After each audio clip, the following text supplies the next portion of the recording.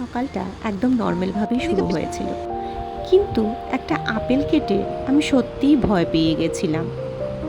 সকালবেলা উঠতে একটু ইচ্ছে হচ্ছিল না, কিন্তু কি আর করা যাবে, সংসার তো আর অপেক্ষা করে থাকে না। তাই উঠে রোজগারের মতো রান্নাটা বসিয়ে দিলাম আর ভাবলাম আজকে একটা আপেল কেটে রাখি। আপেলটা কেটেও ফেলেছিলাম, কিন্তু কাটার পর দেখি একটু থমকে গেলাম। মনে হচ্ছিল যেন আপেলের ভেতর কেউ ছোট্ট ছোট্ট করে খোঁচা দিয়ে রেখেছে। শুধু এক জায়গায় না, প্রায় পুরো আপেল জুড়েই এমন দাগ ছিল। সত্যি বলছি, দেখে আমার আর সাহসী হলো না এটা ছেলেকে দেওয়ার, তাই ওটাকে আর খেতে দিইনি। কিন্তু ব্যাপারটা নিয়ে আমার খুব কৌতূহল হচ্ছিল। আপনারা কি কখনো এমন আপেল পেয়েছেন, অথবা জানেন এটা কেন হয়? জানলে অবশ্যই আমাকে কমেন্টে জানাবেন। তারপরে আর দেরি না করে ছেলেকে স্কুল থেকে আনতে বেরিয়ে পড়লাম। রোজগারের মতো ওকে নিয়ে বাড়ি ফেরা, খাওয়ানো, এই ছোট্ট ছোট্ট মুহূর্তগুলোই এখন আমার দিনের সবচেয়ে সুন্দর অংশ। ছেলে দুপুরে ঘুমিয়ে পড়ার পর আমি একটু নিজের মতো সময় পেলাম। এই সময়টা আমি সাধারণত আমার ভালো লাগার ছোট্টখাট্টো কাজগুলো করি।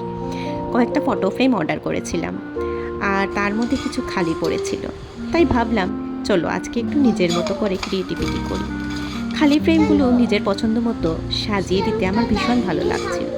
এমন ছোট্ট ছোট্ট কাজগুলো সত্যিই মনটা অনেক ভালো করে দেয়। তারপর সন্ধ্যার দিকে হঠাৎ খুব পপকর্ন খেতে ইচ্ছে করছিল, কিন্তু আমি একা পপকর্ন খাবো আর ছেলে শুধু তাকিয়ে থাকবে, এটা তো হয় না। তাই ওর জন্য বানিয়ে নিলাম মাখানা, আর নিজের জন্য বানিয়ে নিলাম একদম সিনেমা হল স্টাইল পপকর্ন।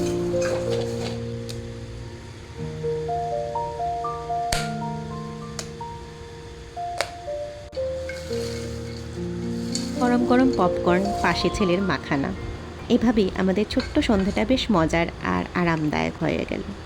দিনের শেষে এমন ছোট্ট ছোট্ট মুহূর্তগুলোই যেন সবচেয়ে বেশি শান্তি দেয়।